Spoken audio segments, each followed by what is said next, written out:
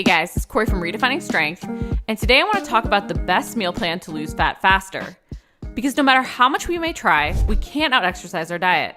Trust me, I've tried. If we want the best and fastest fat loss results possible, we need to dial in our diet to complement our workouts. I'm going to take you through a typical day of eating that helped me transform from this to this. But before I do, let's take a look at what truly makes a diet effective for fat loss. Daily, it seems a new diet arises claiming to be the secret to all of our struggles. They promise us fast fixes, instant results. But if it sounds too good to be true, guess what? It is. No matter what dietary preference you choose, from paleo to vegetarian to low-fat to keto, macronutrients and how you create your calorie deficit through your macro breakdown is what makes a diet truly work.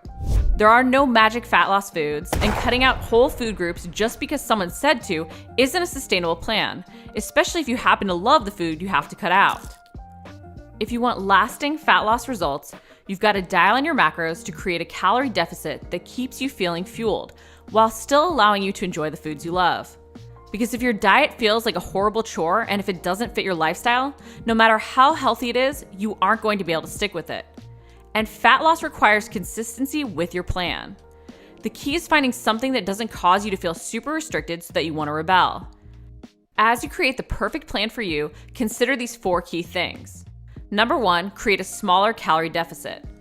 While it's so tempting to try and do more to speed up results, like working out harder while eating less, this aggressive calorie deficit will ultimately backfire, especially the closer you are to your goal. Not only can it lead to us feeling hungry and moody, or as I like to say, hangry, but it can also cause us to catabolize more muscle tissue and actually lose fat slower. It can lead to hormonal issues and quicker metabolic adaptations. And often, simply the fact that we always feel hungry can cause us to give up on the plan. So if you want to maximize your fat loss results while minimizing muscle loss, don't go too aggressive with the calorie deficit. While conventional wisdom says to cut your maintenance calories by up to 500 per day to lose 1 pound per week, which is safe and sustainable weight loss, you may start with a more moderate deficit, especially to start, of only 250 calories. Even consider adjusting your macro ratio before you really start slashing calories lower, because as much as we are told they are, calories are not all created equal. Number 2, focus on protein first. While yes, weight loss in its simplest form is about calories in versus calories out, only focusing on a calorie deficit can often lead to lackluster results. Studies have shown that not only can increasing protein lead to better fat loss results, even while in a calorie surplus, but increasing protein can also help you retain and even gain muscle while in a deficit. By focusing on getting more protein with each meal, you can help yourself achieve better body composition while feeling full and fueled, in part due to the higher thermic effect of protein, which helps increase energy expenditure and create that calorie deficit. So don't fear getting bulky by adding in more protein. It may be what you need to actually look leaner. Number 3, adjust carbs and fat based on your workout routine and what you enjoy. While so many popular diets emphasize adjusting carbs or fat, studies have shown that when protein is kept constant, neither a lower fat nor a lower carb diet is really superior. That actually what impacts the results seen in the studies is actually the amount of protein, with the higher protein ratio always coming out superior.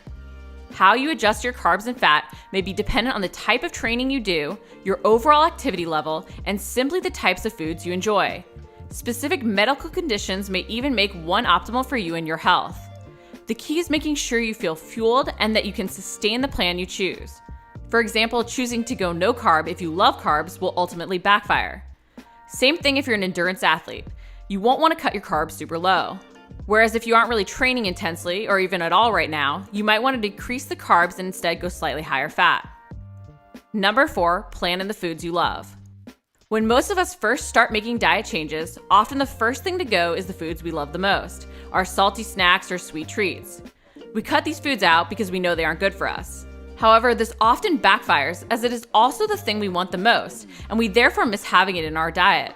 So when we do indulge because we can't take the restriction any longer, we often overeat. That's why it's key we either find healthy alternatives that satisfy us, or even start by planning in the foods we love first. The diet that will be the most sustainable and ultimately help us achieve the best results is the one that helps us lead a healthier version of our lifestyle, not one that tries to live up to someone else's standard of clean. Because I'm a dessert person, I will often plan on the dessert I'm craving first and work backwards from that meal. That way I can hit my ratios, make tweaks to other meals, but also not feel restricted. So when first starting out, strike that balance and don't feel you have to cut out all the things you enjoy. Work around them while maybe adjusting things you aren't as attached to. So what does a typical day of eating look like for me? When cutting, I like to cycle ratios every 1 to 2 weeks. Often I'll repeat 40-30-30 or 40% protein, 30% carbs, 30% fat for a few times throughout my fat loss phase. I like to set a calorie range from 1600 to 1700. This means I consume between 160 to 170 grams of protein, 120 to 128 grams of carbs, and 53 to 57 grams of fat per day. I like to keep meal prep simple, repeating a handful of meals over the week. This keeps grocery shopping and even planning ahead quick and easy. Studies have shown that potentially more variety in your diet is associated with overeating and weight gain. Plus, when you repeat the same meals and can even prep ahead of time, you have quick and easy options on hand when you're stressed or busy and often tempted to reach for something not as healthy or in line with your goals. I will even include a few restaurant meals in my planning so that I can have quick and healthy options when on the go. One other quick side note about meal timing I'd like to mention. You have traditional bodybuilding on one side that swears by 6 small meals a day, and on the other side you have intermittent fasting and diets that often will promote even 1 to 2 meals a day to help you create that calorie deficit. Both claim that their specific meal timing is key for fat loss. My personal stance is to focus on fueling based on your schedule. If you work out first thing in the morning at 5 a.m., fasting till 1 p.m. may be a horrible idea. While forcing yourself to eat breakfast if you like to sleep late and skip it may also just lead to you overeating. For me, I often like to fast till after my workout and then consume 2 smaller and 2 larger meals during the day. However, I never force myself to skip a meal if I'm hungry. My day of eating starts with just a black cup of coffee. I usually drink a cup or 2 an hour or so before I work out, as caffeine has been shown to enhance training performance both for cardio and strength workouts.